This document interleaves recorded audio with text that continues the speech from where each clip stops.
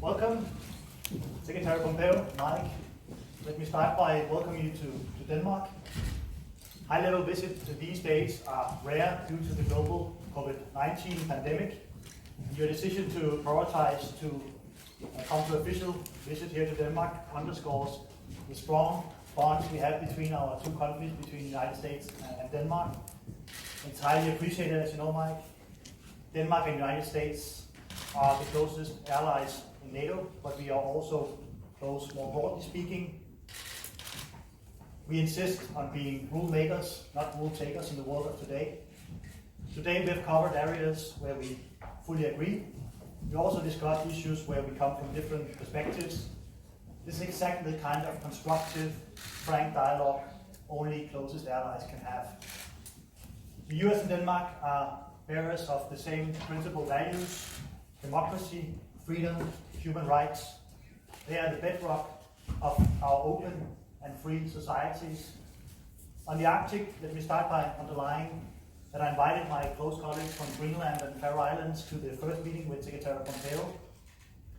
We only discussed the Arctic together and coordinated with Greenland and Faroes.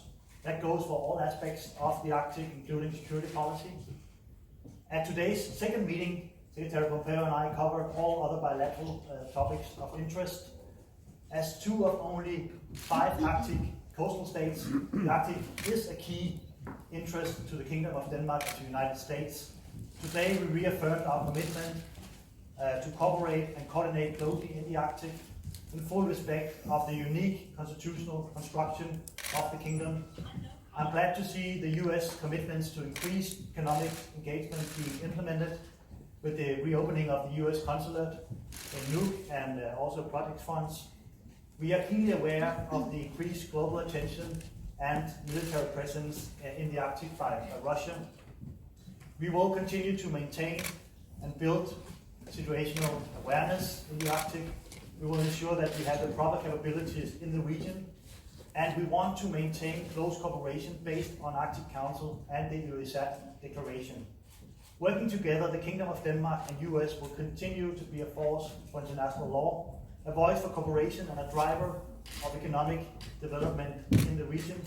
In our talks, also highlighted the Danish commitments to ensure sustainable development with a special focus on our shared global challenge, climate change.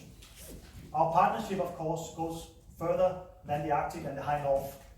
In our following meeting, we covered the full range of US-Danish bilateral issues.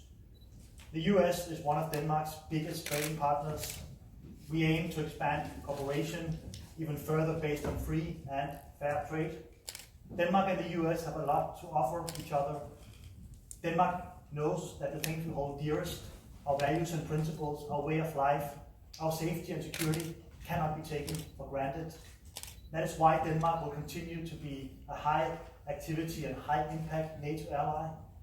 With troops on the ground, planes in the air and ships at sea, we will continue to be a force for stability worldwide. This also shows our common fight against terrorism. Islamic State, Al-Qaeda, others still work, plot and plan.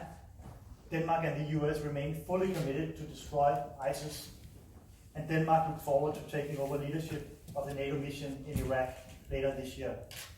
We also discussed China and Hong Kong. The EU has characterized China as a necessary negotiating partner on issues such as climate, but also an economic competitor and a systemic rival.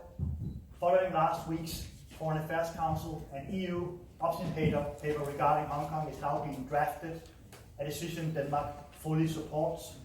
Both the EU 27 and I have publicly and repeatedly stated our deep concern.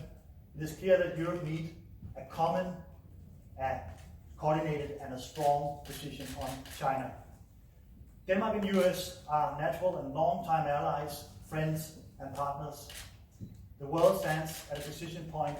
We choose to be rule makers, not rule takers. Open and free societies must stand up for our shared values, reject authoritarianism wherever it surfaces, defend our democracies from hybrid threats from terrorism. So, Mr. Secretary Mike, thank you once again for your visit. Please take the floor, and afterwards I believe we will have time for a couple of questions. Mike, please. Thank you for Mr. Copen. I want to thank you and your team for putting this together. It is always a lot of work when a foreign minister comes to visit, and in these challenging times it's even more difficult. You all did a fantastic job, and I appreciate all the work that you and your team did. Denmark is indeed such a strong and noble partner of the United States.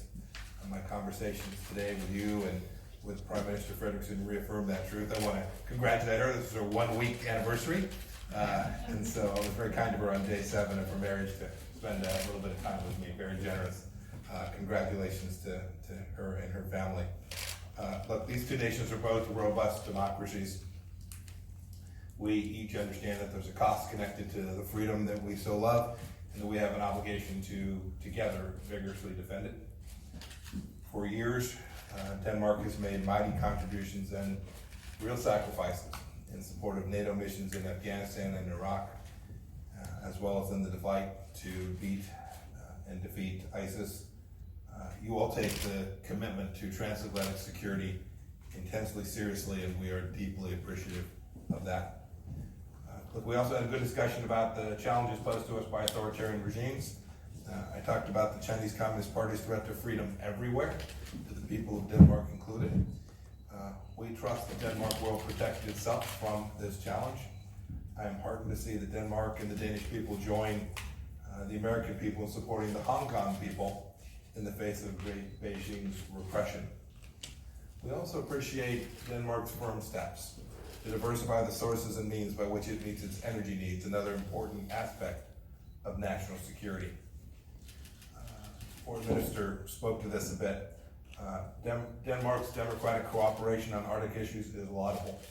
Last year at a meeting of the Arctic Council in Finland, I asked free nations to work with the United States to enshrine shared values like freedom, transparency, sovereignty, and sustainability in the Arctic region. This mission is all the more urgent as we face new competition in the region from countries that don't always play by those rules, if at all.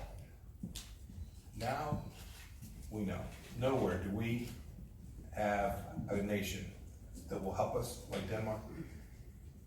Nowhere have we better upheld our shared values than with the Kingdom of Denmark and the great work we've been able to do on Greenland. Quite simply, it's a new day for the United States and Greenland.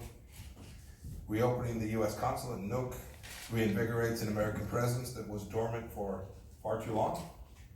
And the United States has also signed new memorandums of understanding to cooperate with our partners in the Kingdom of Denmark.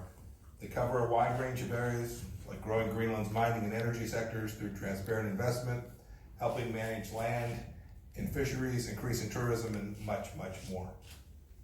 And we'll keep working to ensure that our Greenlandic neighbors benefit fully from the presence of Thule Air Force Base, an issue that matters an awful lot to all of us.